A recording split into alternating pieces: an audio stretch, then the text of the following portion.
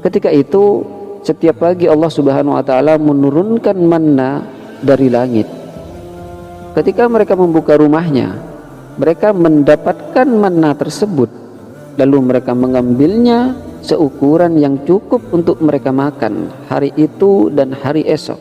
Kemudian di sore harinya Allah Subhanahu wa taala menurunkan salwa semacam burung puyuh untuk mereka. Mereka dapat menangkap salwa tersebut dengan mudah tanpa bersusah payah.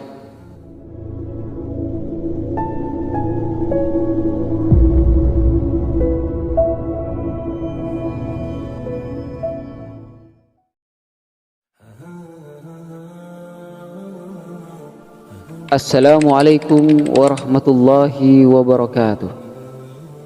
Hamdan wa syukran lillah, salatan wa salaman ala rasulillah Sayyidina Muhammad ibn Abdullah wa ala alihi wa sahbihi wa mawalah. Wala hawla wala quwwata illa billah, amma ba'dah. Para sahabat sejarah Islam yang dirahmati Allah, banyak kejadian-kejadian ajaib yang dialami oleh Bani Israel ketika mereka tersesat. Pada bulan ketiga setelah keluarnya Bani Israel dari negeri Mesir, mereka memasuki dataran Sinai. Saat itu merupakan awal tahun yang disyariatkan kepada mereka, yaitu pada awal musim semi. Tampaknya mereka masuk ke padang Tih, tempat mereka tersesat pada awal musim panas yang lalu. Setibanya di Gunung Sinai, Nabi Musa alaihissalam mendaki Bukit Sinai untuk menerima wahyu dari Tuhannya.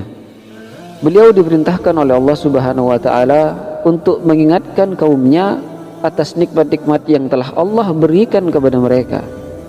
Kemudian Allah Subhanahu wa taala menetapkan 10 ketetapan agar Nabi Musa alaihissalam sampaikan kepada kaumnya. Ke-10 ketetapan tersebut adalah: yang pertama, beribadah kepada Allah semata dan tidak menyekutukannya sedikit pun. Yang kedua, larangan sumpah dusta kepada Allah Subhanahu wa taala. Yang ketiga, perintah menghususkan hari Sabtu untuk beribadah diganti menjadi hari Jumat. Yang keempat, memuliakan kedua orang tua agar engkau panjang umurnya. Yang kelima, jangan membunuh. Yang keenam, jangan mencuri. Yang ketujuh, jangan berzina. Yang kedelapan, jangan bersaksi palsu atas saudaramu.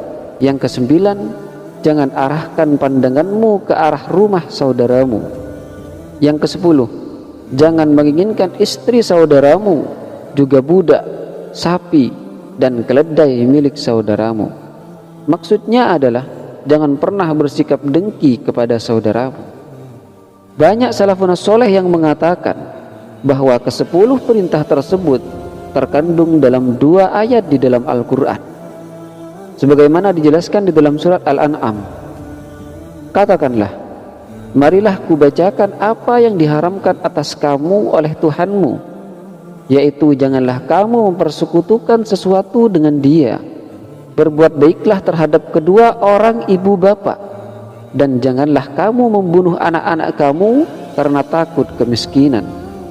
Kami akan memberi rezeki kepadamu dan kepada mereka, dan janganlah kamu mendekati perbuatan-perbuatan yang keji, baik yang nampak di antaranya maupun yang tersembunyi. Dan janganlah kamu membunuh jiwa yang diharamkan oleh Allah, melainkan dengan suatu sebab yang benar.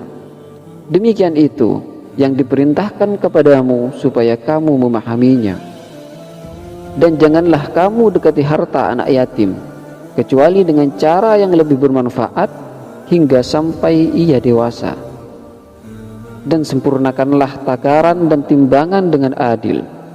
Kami tidak memikulkan beban kepada seorang melainkan sekedar kesanggupannya. Dan apabila kamu berkata, maka hendaklah kamu berlaku adil. Kendadipun ia adalah kerabatmu, dan penuhilah janji Allah. Yang demikian itu diperintahkan Allah kepadamu agar kamu ingat. Al-Quran Surat Al-An'am ayat 151 sampai 152. Kemudian para ulama juga menyebutkan bahwa sebelum itu Allah Subhanahu wa taala menyebutkan banyak lagi ajaran-ajaran lain serta hukum-hukum dalam berbagai bidang.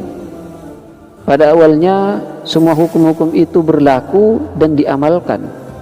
Namun beberapa waktu kemudian dicampakkan oleh kaum yang durhaka. Di lain waktu kemudian mereka mengambilnya kembali, namun mereka rubah hingga akhirnya yang asli mereka buang semuanya.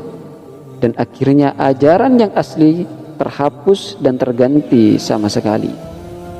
Para sahabat sejarah Islam yang dirahmati oleh Allah Subhanahu wa taala, berikutnya Allah Subhanahu wa taala juga mengingatkan Bani Israel tentang nikmat Allah lainnya, yaitu ketika di tengah perjalanan di sebuah tempat yang tidak terdapat tumbuhan dan hewan-hewan. Ketika itu setiap pagi Allah Subhanahu wa taala menurunkan manna dari langit. Ketika mereka membuka rumahnya, mereka mendapatkan manna tersebut, lalu mereka mengambilnya seukuran yang cukup untuk mereka makan hari itu dan hari esok. Siapa yang menyimpannya lebih dari itu, maka makanan tersebut akan rusak. Yang mana manna tersebut mereka jadikan roti yang sangat putih dan manis. Kemudian di sore harinya Allah Subhanahu wa taala menurunkan salwa semacam burung puyuh untuk mereka. Mereka dapat menangkap salwa tersebut dengan mudah tanpa bersusah payah.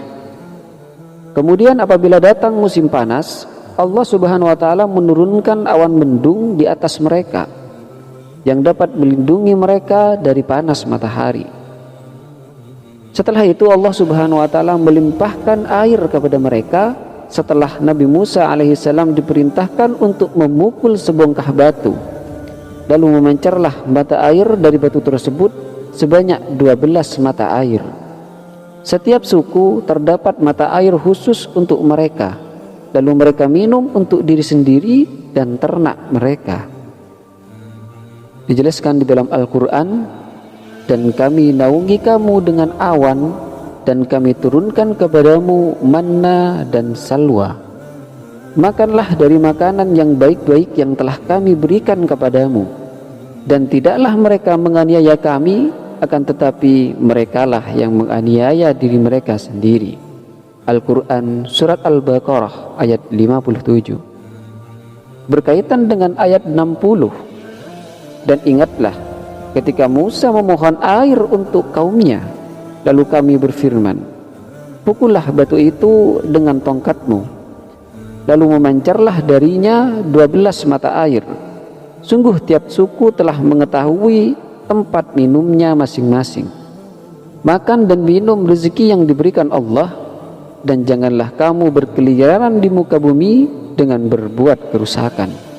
Al-Quran Surat Al-Baqarah ayat 60. Namun nikmat-nikmat Allah Subhanahu wa taala yang sangat agung tersebut tidak membuat mereka mudah bersyukur kepadanya. Justru mereka meminta kepada Nabi Musa alaihissalam agar apa yang telah Allah turunkan kepada mereka diganti dengan apa yang biasa tumbuh di negeri mereka, seperti sayur mayur, bawang putih, bawang merah, ketimun, dan adas. Allah Subhanahu wa taala tidak memenuhi perintah mereka karena semua itu mudah didapatkan oleh siapa saja yang masuk ke sebuah negeri. Dijelaskan di dalam Al-Quran, dan ingatlah ketika kamu berkata, hai Musa, kami tidak bisa sabar dengan satu macam makanan saja.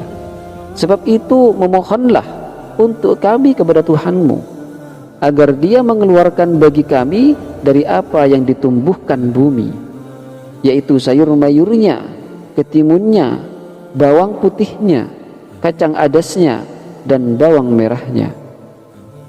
Nabi Musa berkata, maukah kamu mengambil yang rendah sebagai pengganti yang lebih baik? Pergilah kamu ke suatu kota, pasti kamu memperoleh apa yang kamu minta. Lalu ditimpahkanlah kepada mereka nista dan kehinaan, serta mereka mendapat kemurkaan dari Allah. Hal itu terjadi karena mereka selalu mengingkari ayat-ayat Allah dan membunuh para nabi yang memang tidak dibenarkan. Demikian itu terjadi karena mereka selalu berbuat durhaka dan melampaui batas. Al-Quran surat Al-Baqarah ayat 61. Wallahu a'lam. Demikianlah kejadian yang terjadi ketika Bani Israel sudah mulai tersesat. Semoga bermanfaat. Assalamualaikum warahmatullahi wabarakatuh.